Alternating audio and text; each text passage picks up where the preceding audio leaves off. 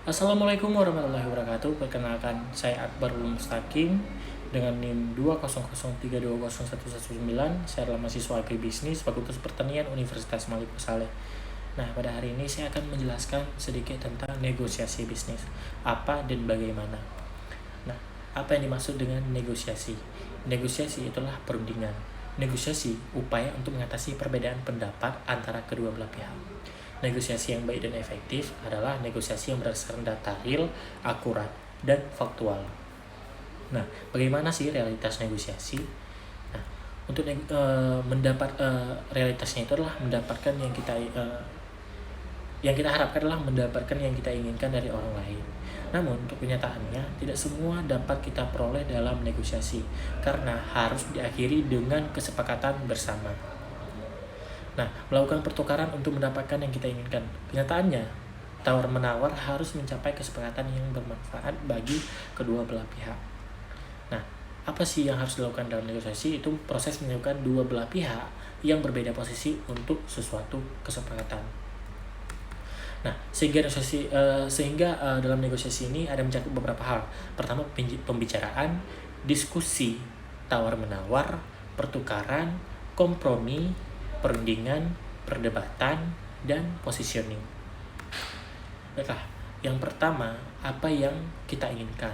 Yang kedua, konsensus yang ingin kita buat. Yang ketiga, alternatif yang yang kita miliki. Yang keempat, ada pihak yang kita hadapi. 5, ada apa sih yang ingin kita katakan. Oleh karena itu, ini sangat perlu kita ketahui. Nah, kapan negosiasi dibutuhkan? Ketika ada pertentangan kepentingan, perbedaan solusi, dan peluang berkompromi. Apa manfaat negosiasi? Adapun manfaat negosiasi itu pertama itu tercapainya tujuan melalui negosiasi. Apa yang Anda inginkan dan bagaimana mencapainya menjadi lebih jelas. Nah, memiliki otoritas lebih besar. Melalui negosiasi, Anda merasa memegang kendali karena harus mengambil inisiatif dan meraih kesepakatan terbaik, bukan sebagai penonton. Yang ketiga itu menjalin hubungan baik. Inti negosiasi mencapai kesepakatan yang memuaskan kebutuhan kedua belah pihak sehingga terjalin hubungan yang harmonis, win-win solution. Yang keempat, mencegah dan menyelesaikan konflik. Melalui negosiasi, pihak lain dapat melihat cara pandang Anda dan menyepakati hasil yang menguntungkan dua belah pihak.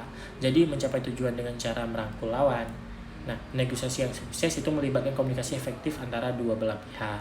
Setiap pihak mengembangkan pemahaman bagaimana memuaskan pihak lain dan menyelesaikan perbedaan.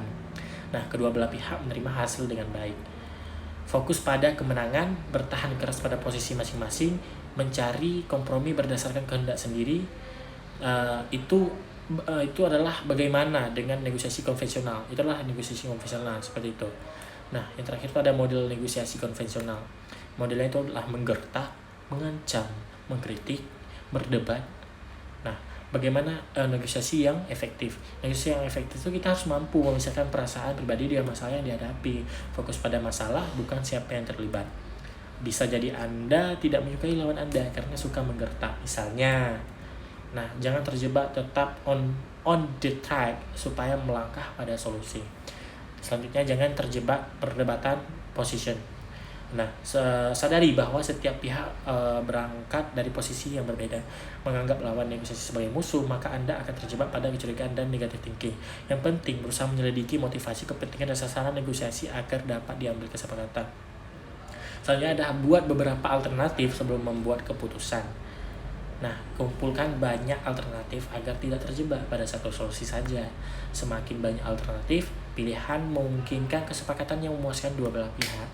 Pilihan dapat Anda siapkan sebelum negosiasi dilakukan.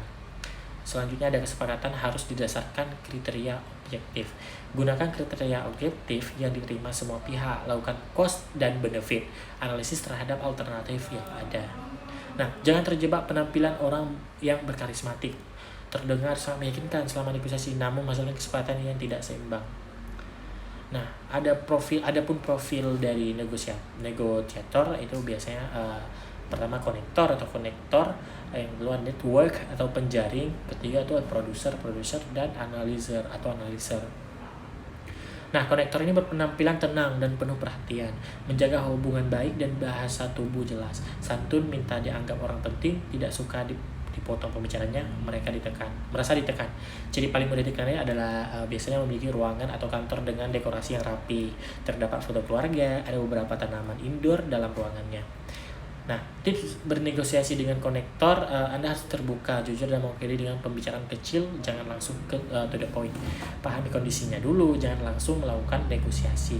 Nah, networker pembawaannya senang, heboh, dan ramai, kurang memperhatikan sesuatu secara detail sebenarnya. Sikapnya bersahabat dan menyenangkan, mungkin hampir 70% dalam negosiasi fokusnya obrolan ringan, bahkan terkadang melompat ke berbagai topik luar yang dinegosiasikan. Tergantung perasaannya terhadap Anda, semakin Anda disukai, semakin fleksibel dalam bernegosiasi.